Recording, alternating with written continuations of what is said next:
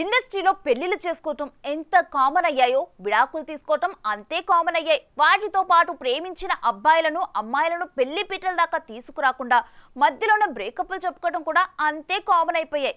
అయితే తాజాగా ఈ అమ్మడు కూడా గతంలో ఓ స్టార్ క్రికెటర్తో బ్రేకప్ చెప్పిందన్న వార్తలు రావడంతో అసలు ఏం జరిగిందో చెప్పుకొచ్చింది ఈ ముద్దుగుమ్మ. మరి ఎవరు ఎవరికి బ్రేకప్ చెప్పారో, అసలు ఏం జరిగిందో మనము చూసేద్దాం. మిల్కీ బ్యూటీగా ఇండస్ట్రీలో పేరు సొంతం చేసుకున్న తమన్నా తొలిసారి తెలుగు ఇండస్ట్రీలోకి శ్రీ అనే సినిమా ద్వారా అడుగుపెట్టిన విషయం తెలిసిందే. ఇక శేఖర్ కమ్ముల దర్శకత్వంలో వచ్చిన యూత్ఫుల్ ఎంటర్టైన్మెంట్ చిత్రం హ్యాపీ డేస్ సినిమాతో ఓవర్ నైట్ లోనే స్టార్ స్టేటస్ ను సొంతం చేసుకుంది ఈ హిందీ సుందరి.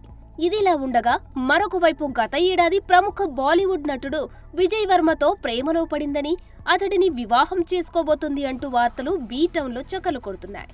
అయితే అసలు విషయంలోకి వెళ్తే గతంలోనే తనకు లవ్ బ్రేకప్ అయిందని చెప్పిన ఈ బాలీవుడ్ భామ ఎవరితో అయిందని మాత్రం చెప్పలేదు.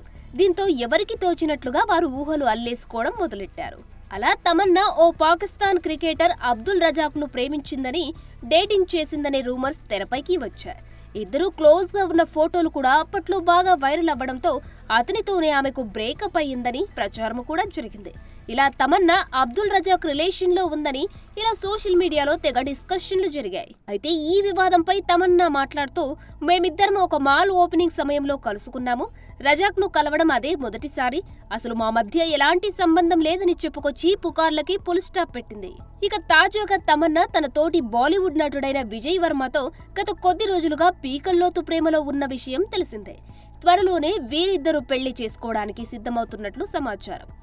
ఏది ఏమైనా గతంలో బ్రేకప్ చెప్పుకున్నానని తెలిపిన ఈమె అతడు ఎవరు అనే విషయం మాత్రం క్లారిటీ ఇవ్వలేదు.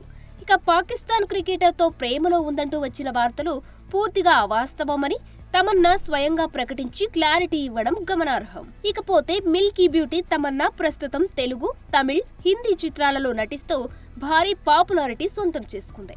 అంతేకాదు ఐటెం సాంగ్ తో ఆకట్టుకున్న ఈమె 5 నిమిషాల ఐటెం సాంగ్ కోసం ఏకంగా కోట్ల రూపాయలు వసూలు చేస్తూ సంచలనం సృష్టిస్తుంది. ఇక తాజాగా స్త్రీ 2లో ఈ అమ్మడు చేసిన ఐటెం సాంగ్ ఏ రేంజ్ లో హిట్ అయిందో అందరికీ తెలిసిందే. For more videos like this, subscribe Big TV channel.